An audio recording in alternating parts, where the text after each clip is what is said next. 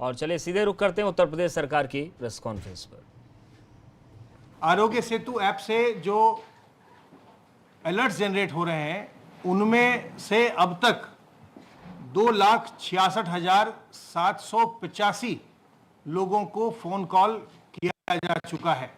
ये कॉल्स स्वास्थ्य विभाग के कंट्रोल रूम से और सीएम हेल्पलाइन दोनों जगह से निरंतर किए जा रहे हैं।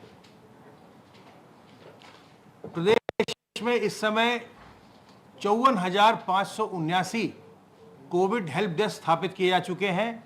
ये स्वास्थ्य विभाग के द्वारा, चिकित्सा शिक्षा विभाग के द्वारा, राजस्व विभाग के द्वारा, पुलिस विभाग के द्वारा, ग्राम पंचायत विभाग के द्वारा और अन्य जितने भी सरकारी विभाग हैं, उद्योग विभाग के द्वारा, इनके द्वारा जो सरकारी कार्यालय हैं या सरकारी अस्पताल हैं उनमें तो किया ही गया है। साथ ही साथ जो अन्य महत्वपूर्ण व्यापारिक प्रतिष्ठान हैं या औद्योगिक प्रतिष्ठान हैं वहाँ पर भी उनके द्वारा, जो निजी उद्यमी हैं उनके द्वारा कोविड हेल्प डेस्क की स्थापना की गई है, जहाँ पर लोगों की, जो भी लोग वहाँ आते हैं उस कार्यालय में या उस प्रतिष्ठान में, उनकी प्रिलिमिनरी स्क्रीनिंग वहीं पर हो पाती है। उनकी जो प्रारंभिक जांच है वहाँ पल्स ऑक्सीमीटर और इंफ्रारेड थर्मोमीटर होता है, तो उनकी जो प्रारंभिक स्क्रीनिंग है वो कोविड हेल्प डेस्क पर हो जा रही है। कोविड हेल्प डेस्क एक नए कॉन्सेप्ट के रूप में और बहुत ही उपयोगी कॉन्सेप्ट के रूप में सामने आया है। आज रजिस्ट्रार जनरल ऑफ इंडिया के द्वारा जो मैटरनल मॉर्टेलिटी रेट होता है, रेशियो होता है, आज उसके भी परिणाम सामने आए हैं और 2016 से 2018 का जो पीरियड है उसके लिए मैटरनल मॉर्टेलिटी रेशियो के आंकड़े रिलीज़ किए गए हैं। और मुझे आपको ये सूचित करना है कि उत्तर प्रदेश में मातृ मृत्यु दर का जो आंकड़ा है वो पहले 216 था प्रति लाख बर्थ जो होता है, 216 पर 1000 लाइव बर्थ, वो वहाँ से घट करके अब 197 हो गया है। 216 से गिर करके वो 197 प्रति लाख लाइव बर्थ हो गया है। इसके अतिरिक्त हमारे प्रदेश में 19 जनपदों में न्यूमोकोकल वैक्सीन का देने का कार्यक्रम पिछले 3 वर्षों में ग्रेजुअली प्रारंभ किया गया था। न्यूमोकोकल वैक्सीन जो होती है वो बच्चों को निमोनिया से बचाती है और निमोनिया जो है वो बच्चों की मृत्यु का जो इन्फेंट मॉर्टेलिटी रेट है या जो अंडर 5 मॉर्टेलिटी रेट जो कहते हैं, जो 5 साल से छोटे उम्र के बच्चों की मृत्यु होती है, उसमें निमोनिया का बहुत बड़ा कंट्रीब्यूशन होता है। निमोनिया से बहुत सारे बच्चों की जान जाती है। तो ये न्यूमोकोकल वैक्सीन लगने से, इस वैक्सीन से फिर बच्चों को निमोनिया नहीं होता है और उनकी जान बचती है। तो 19 जिलों में हमारा ये कार्यक्रम पहले से चल रहा था। अब 56 जिले जो बचे हुए थे उनमें 8 अगस्त से ये कार्यक्रम 56 जिलों में भी प्रारंभ हो जाएगा। तो प्रदेश के सभी 75 जिले न्यूमोकोकल वैक्सीन से आच्छादित हो जाएंगे और आज उसकी 56 जिलों के जो इम्यूनाइजेशन ऑफिसर्स हैं, जो बाकी के डॉक्टर्स हैं, जो लोग बाकी सारे स्टाफ को ट्रेन करेंगे, आज उनकी ट्रेनिंग की गई है। आज माननीय मुख्यमंत्री जी ने जिन शहरों में एनसीआर के जो शहर हैं उनके अलावा जो और शहर हैं, बड़े शहर जहां की संक्रमण बढ़ रहा है, आज उस पर उन्होंने चिंता व्यक्त की है और उस पर आज गहन विचार विमर्श हो रहा है। लखनऊ के ऊपर, वाराणसी के ऊपर, कानपुर के ऊपर, झांसी के ऊपर कि इनमें संक्रमण को कैसे नियंत्रित किया जाए। आप सभी लोग सावधान रहकर, सतर्क रहकर अपना बचाव कर सकते हैं और उसके लिए हाथ को साबुन पानी से बार बार धोते रहना, सामाजिक दूरी, 2 गज की दूरी मेंटेन करना और अपने मुंह और नाक को ढककर रखना। मुंह और नाक को मास्क से ढकें, रुमाल से ढकें, दुपट्टे से ढकें, गमछे से ढकें, लेकिन ढकना आवश्यक है। आप जानते हैं कि अगर आप मुंह और नाक को सार्वजनिक स्थलों में नहीं ढकते हैं तो आप पर 500 रुपये का जुर्माना हर एक बार हो सकता है। जितनी बार भी आपका चालान होगा इसमें हर बार आपको 500 रुपये जुर्माना देना पड़ सकता है। इसलिए ये बेहतर है कि आप 10 रुपये का मास्क जो है लगाएं और ज़्यादा अच्छा होगा कि आप ऐसा मास्क लगाएं जो कि घर का बना हुआ हो, जिसको आप धो करके बार बार इस्तेमाल कर सकते हैं, जिसमें आपका ज़्यादा खर्च भी नहीं होगा। एक जोड़ी मास्क रखिए, एक आज लगाइए, उसको धो दीजिए, कल दूसरी लगाइए। तो मास्क या दुपट्टा या गमछा, इससे मुंह और नाक को ढकिए, इससे संक्रमण से आप बचेंगे। और जो वायरस होता है आपके शरीर के अंदर, मैं आपको बार बार ये निवेदन करता हूं कि आपके मुंह और नाक और आंख के रास्ते ही अंदर जाता है ये वायरस। तो हमको अपने इस हिस्से को बचाना है और इसको आप मुंह और नाक को ढक करके, कवर करके आप बचा सकते हैं। लोगों से दूरी, 2 गज की दूरी मेंटेन करके अपने आप को बचा सकते हैं। सावधान रहिए, सतर्क रहिए, संक्रमण से बचे रहिए और दूसरों को भी बचाइए, अपने बुजुर्गों को, बच्चों को, गर्भवती महिलाओं को, और जो लोग पहले से बीमार हैं, कमजोर हैं, डायबिटीज है, हाइपरटेंशन है, कैंसर है, लिवर की बीमारी है, किडनी की बीमारी है, हार्ट की बीमारी, इन लोगों को बचाइए, खुद भी बचिए, इन्हें भी बचाइए। अब मैं अनुरोध करूंगा अपर मुख्य सचिव गृह से।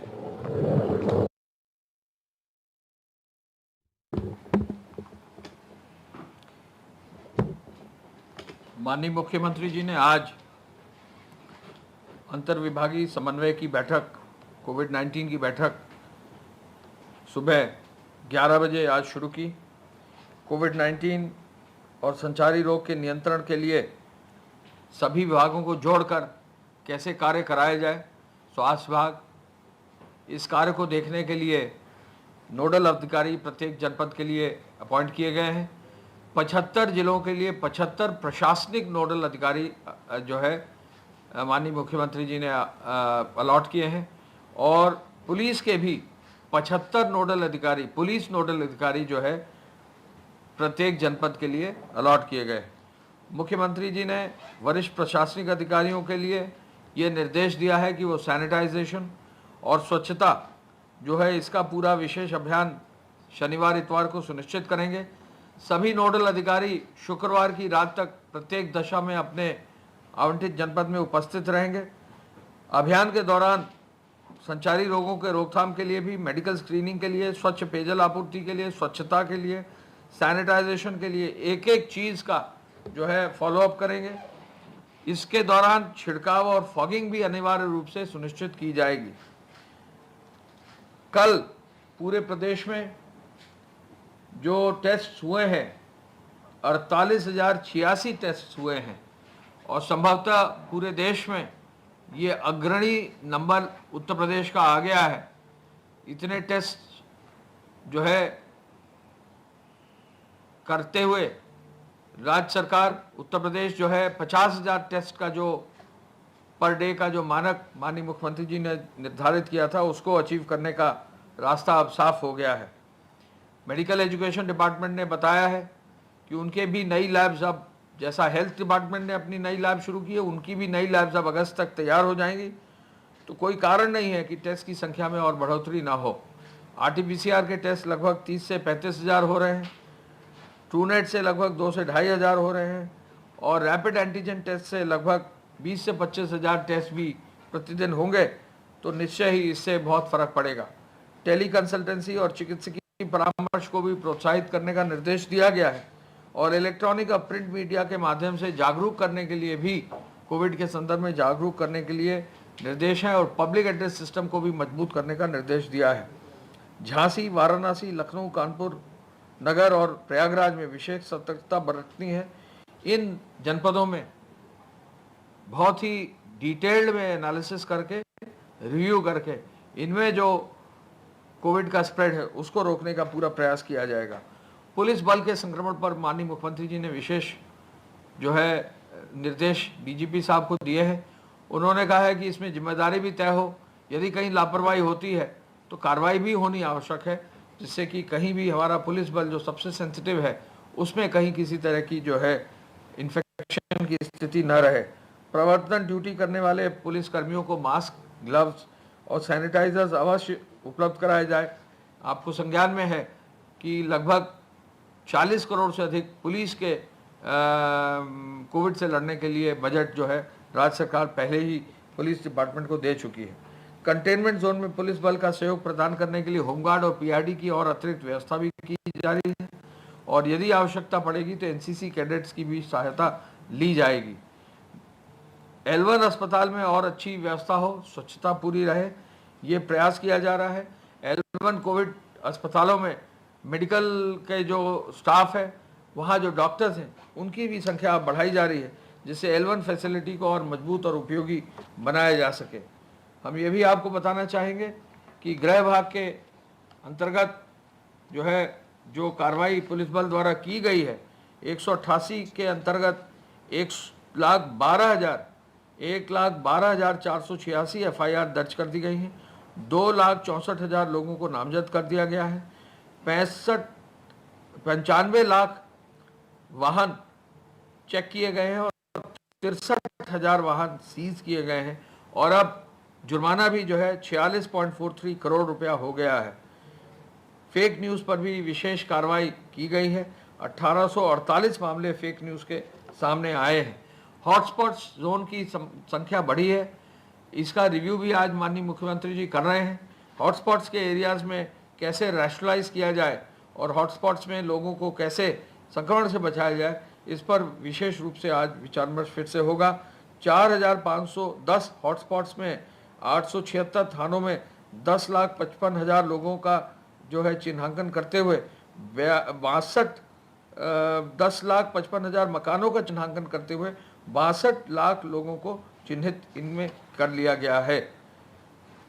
ये भी हम आपको बताना चाहेंगे कि आज माननीय मुख्यमंत्री जी के स्तर पर एक बड़ा कार्यक्रम परिवहन निगम का भी आयोजित किया गया था। आज माननीय मुख्यमंत्री जी द्वारा 6 बस स्टेशनों का लोकार्पण और 7 बस स्टेशनों का शिलान्यास किया गया है। इनको जो अवध बस स्टेशन है, उनकी 25 बसों का हरी झंडी दिखाकर उनका भी उद्घाटन और उनको रवाना करने का कार्य भी माननीय मुख्यमंत्री जी ने कहा है।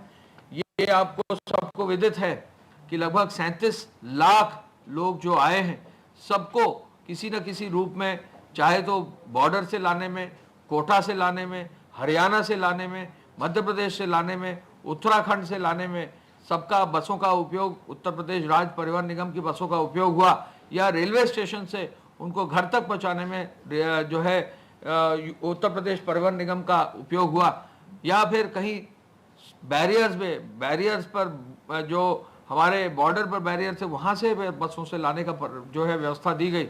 माननीय मुख्यमंत्री जी ने UPSRTC उत्तर प्रदेश परिवहन निगम को, उनको सबको बधाई दी है। उनके माननीय मंत्री जी को, उनके प्रमुख सचिव साहब को, उनके MD साहब को, उनकी पूरी टीम को रोडवेज की बधाई दी है कि पूरे इस इमिग्रेशन कैंपेन में जो बाहर से लोग आए थे, कामगारों को और जो हमारे श्रमिक आए थे, उनके लिए विशेष रूप से कार्य जो किया है वो तारीफ़ काबिल है। जो नवनिर्मित बस स्टेशन आज जिनका उद्घाटन हुआ है, वो नैमिषारण्य, सीतापुर,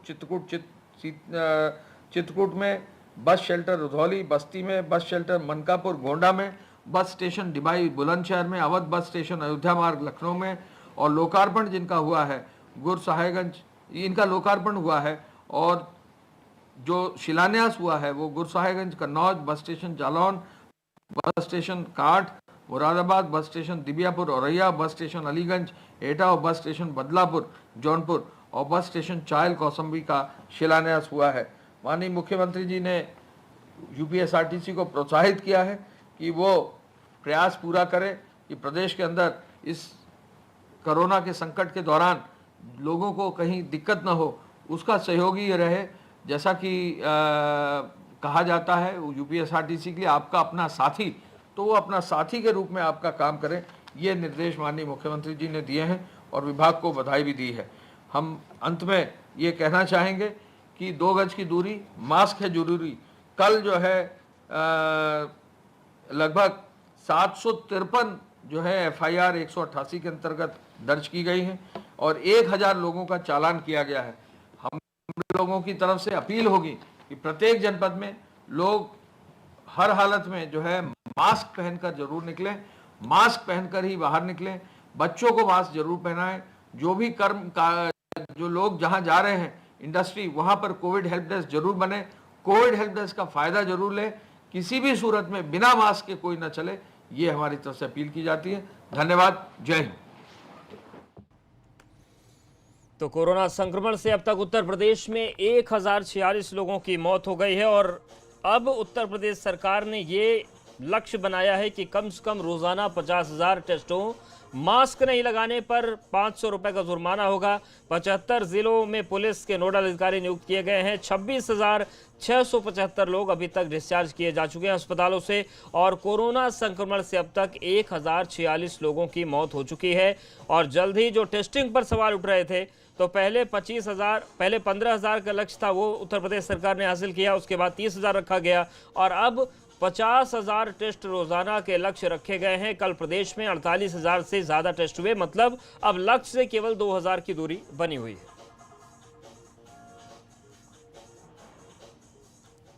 और यहां पर वक्त एक छोटे से ब्रेक का है, फौरन हाजिर होते हैं।